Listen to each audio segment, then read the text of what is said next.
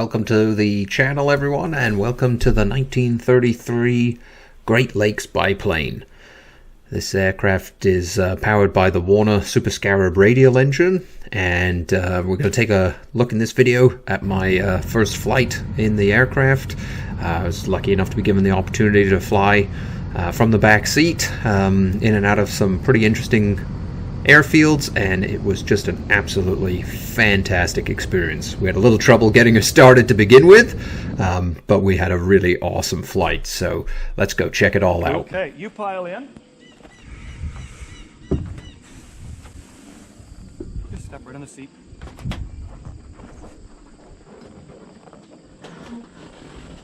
You did make that hole small, didn't you? Well, I was gonna make it a little longer and thought, oh fuck, if I make that 2 inches longer and it's fucking thundery, I'll be sore. Okay, so everything's set up but no prime.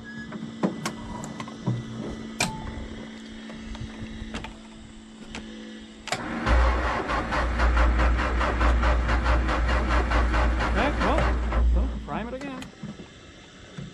Hard to believe it doesn't just fucking burst into flames by about now, eh?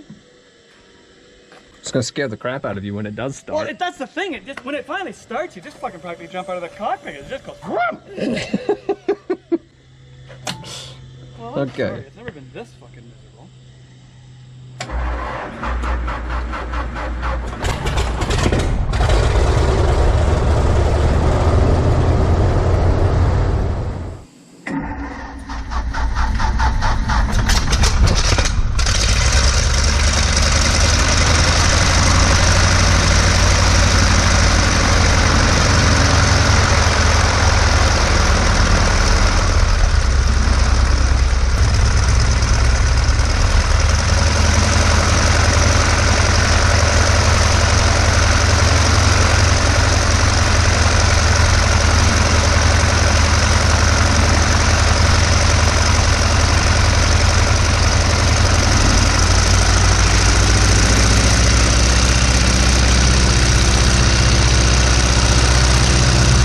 Departing the farm strip in Coburg, the runway is 1,900 feet long and 40 feet wide, which is pretty narrow, especially for an airplane with poor forward visibility.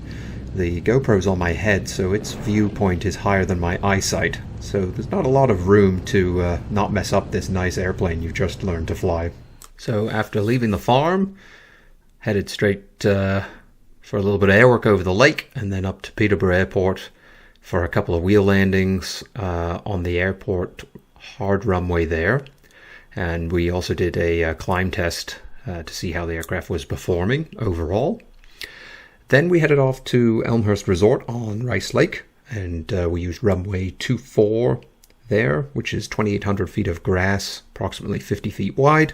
Reasonable approaches, a few trees on the approach to 24, but it's a pretty nice runway, and I've been in and out of there in lots of different aircraft over the years. So we've gone from the 7,000 feet at Peterborough down to 2,800 feet. This is a nice workup getting me ready to land back into a 1,900 foot strip that's basically one way and not with a good overshoot if you mess it up. So we'll see how this goes, and then maybe it'll be back to the farm.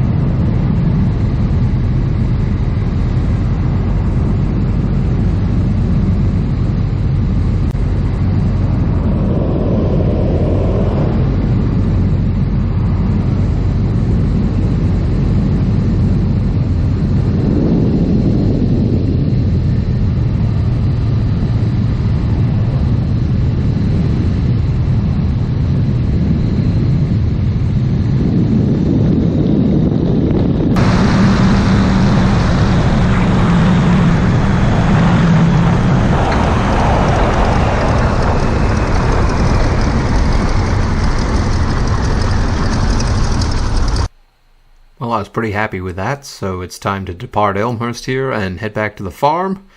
Unfortunately, the camera dies before we get there on my head, but we do have the external shot for that.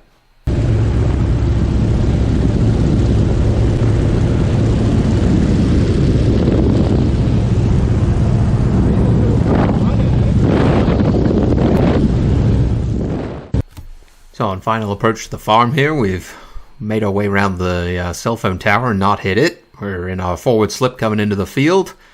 Bob takes the time to depress the intercom and tell me, well, this is bloody scary, which is fantastic confidence building right as you're about to touch down. Anyway, we make it into the farm, and it was an absolutely stunning flight, an amazing experience. Stay safe, everyone, and happy tailing.